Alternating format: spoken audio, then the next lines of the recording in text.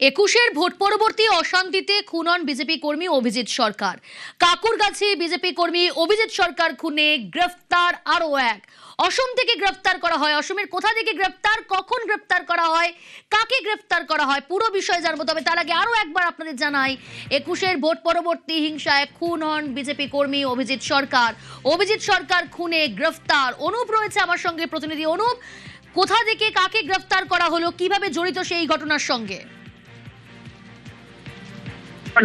সেই নির্বাচনে কাকুরগাছিতে অভিজিৎ সরকার বিজেপি কর্মী যে খুনের ঘটনা, সেই খুনের ঘটনায় ইতিমধ্যেই এক তৃণমূল কর্মী তাকে কিন্তু গ্রেপ্তার করা হয়েছে এবং তাকে অরূপ দাস ইতিমধ্যে তাকে গ্রেপ্তার করা হয়েছে আসামের গুয়াহাটি, সেখান থেকে গ্রেপ্তার করা হয়েছে এবং তাকে তার খোঁজ দিতে পারলে 50,000 টাকা কিন্তু পুরস্কার ঘোষণা করা হয়েছিল সিবিআই এর পক্ষ থেকে। কিন্তু এই তৃণমূল কর্মী তিনি কিন্তু আদতে বেলেঘাটা এলাকায় একসময় থাকতেন এবং অভিজিৎ সরকার যে বিজেপি কর্মী যে খুনের ঘটনা, সেই খুনের ঘটনা কিন্তু তারও বেশ কিছু মোটিভ পাওয়া গেছিল এবং এই ঘটনার পরবর্তী থেকে একাধিক ব্যক্তি যখন গ্রেপ্তার হয়, তৃণমূল কর্মী থেকে শুরু করে প্রত্যেকে, সেই সময় কিন্তু দেখা গেছিল এই কর্মী অরূপ দাস তিনি গা ঢাকা দিয়েছিলেন। ফোনের টাওয়ার লোকের দেখেই কিন্তু গ্রেপ্তার করা হয়েছে। পরিবারের সঙ্গে তখন তিনি যোগাযোগ করছিলেন, সেই নাম্বারের সূত্র ধরেই ইতিমধ্যেই আসামের গুয়াহাটি, সেখান থেকেই এই অরূপ দাস তাকে গ্রেপ্তার করা হয়েছে এবং 2021 সালে যে ভোট পরবর্তী হিংসার ঘটনা ঘটেছিল, বিজেপি কর্মী যাকে খুনের ঘটনা ঘটিয়েছিল এবং সেই ঘটনায় অন্যতম অভিযুক্ত ইতিমধ্যে সিবিআই এর পক্ষ থেকে তাকে গ্রেপ্তার করা হয়েছে।